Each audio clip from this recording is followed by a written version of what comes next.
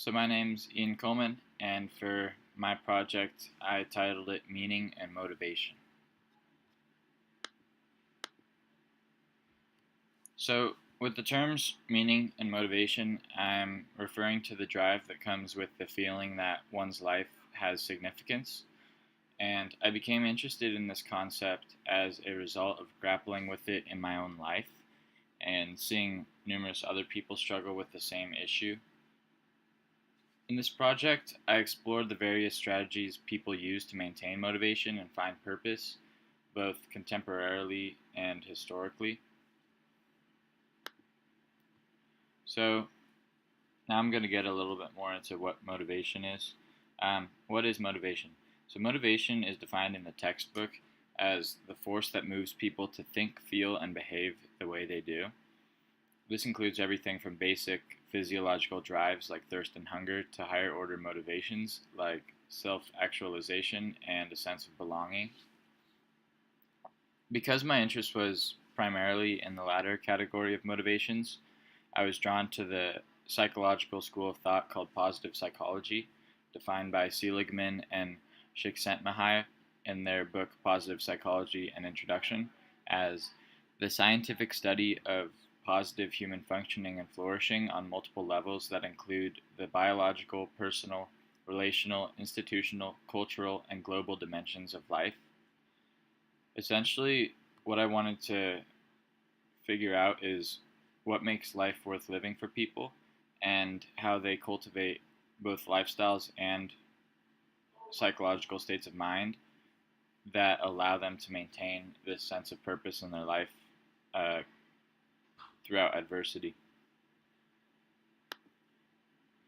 So, getting into meaning here, um, I wanted to find out how people found meaning in their lives. So, throughout my studies, I found that people find meaning in their lives through a number of ways, including the pursuit of individual achievements, being part of a group, close relationships, taking responsibility for things and the challenges that they face. Um, and in one study that was touched on in the textbook, they found that um, ostracism or being excluded from a group left people with increased feelings of meaninglessness in their life, just to give some more substantiation to that perspective. And then for to figure out more about how people find meaning in their lives, I interviewed my father because he's someone who's been through a lot of experiences and has a lot to say about this kind of thing. So I asked him what aspects of his life he's found to be the most meaningful and why. And he said, I found my relationships to be the most meaningful part of my life. The bonds I have with my kids, my wife, and my parents are extremely valuable to me. And he went on to say that he never placed a high value on achievement in his career as a goal in itself, but rather as a means to support his family. And he said he feels a sense of duty when he goes to work because he knows that he's supporting his family and that his family is counting on him. Uh, so, what I inferred from this is that he finds meaning in his work not in and of itself, but in that it allows him to facilitate movement towards goals that he values more. Um, so this is a good example of how tasks that are not extremely meaningful in and of themselves to an individual can be imbued with meaning and significance by contributing towards a pursuit that is highly valued.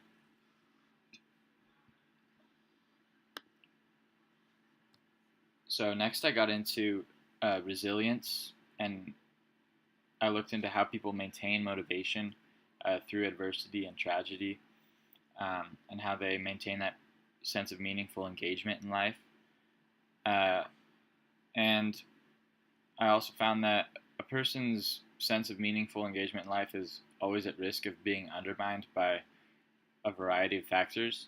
So, for example, you might receive news that a loved one has a terminal illness, or uh, a valued goal might prove to be unattainable, that you dedicated a lot of time and investment to.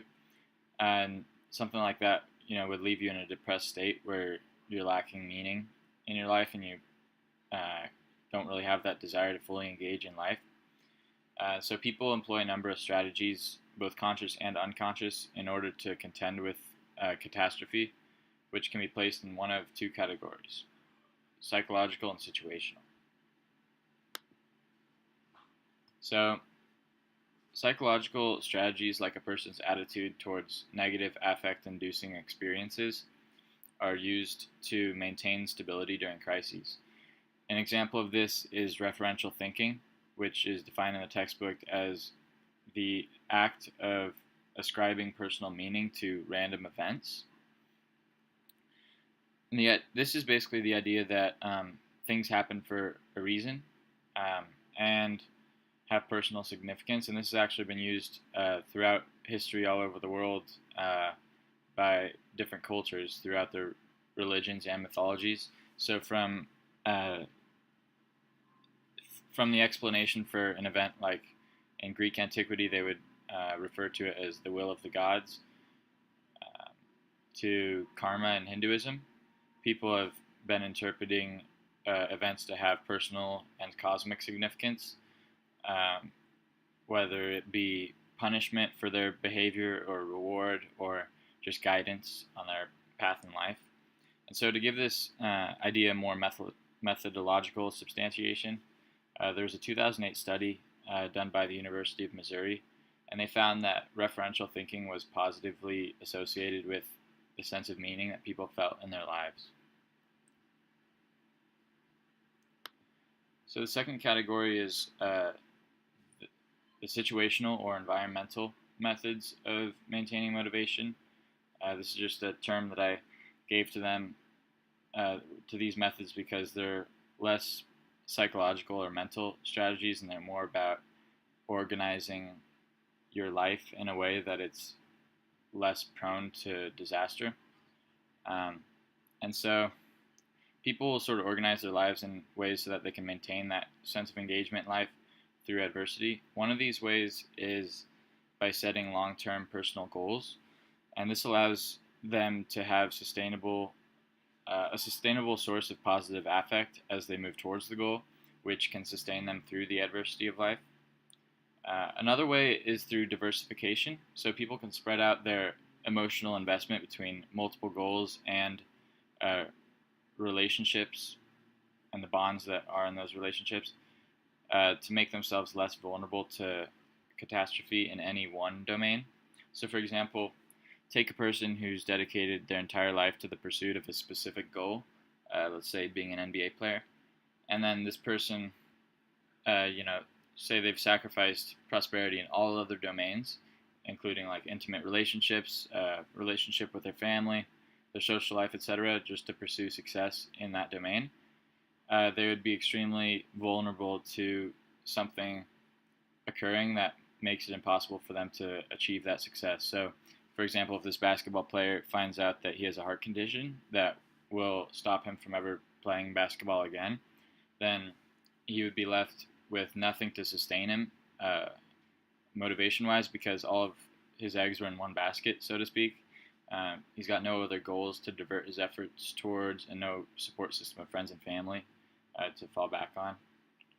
So people organize their lives in ways that make them less prone to the unexpected events that can come up and disrupt the goals in their life. So to get more insight into this kind of idea, I interviewed one of my peers named Jerry, who has struggled with depression for several years and had some significant adversity in her life in addition to that. And so I asked her how she's dealt with the tragedies and adversity that she's faced. And her perspective was that everything happens for a reason, and that the good can't exist without the bad. And she would compare her situation to that of other people who are dealing with more significant problems, and she would use that to cultivate a sense of gratitude, which would allow her to make it through the adversity and the tragic events. And I also asked her how she organizes her life so that she can maintain stability when things go wrong. And she said that she invests herself in things that she cares about, but doesn't put all of herself into any one thing because she values balance in her life.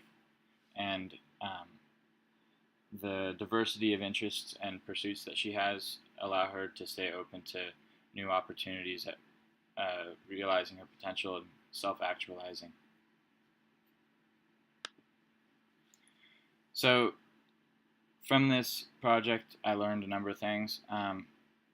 I learned how different people deal with adversity and optimize their responses to negative events, which was helpful because it helped give me a number of strategies that I can implement in my own life to improve my engagement and sense of purpose, and to maintain it through occurrences that undermine my goals and my values. And one idea that really resonated with me was that of considering how less meaningful responsibilities in life can be given meaning by considering how they facilitate progress towards an end that I do value. And that was just one of the ideas that I didn't realize coming into it that I took away from it and I found very valuable.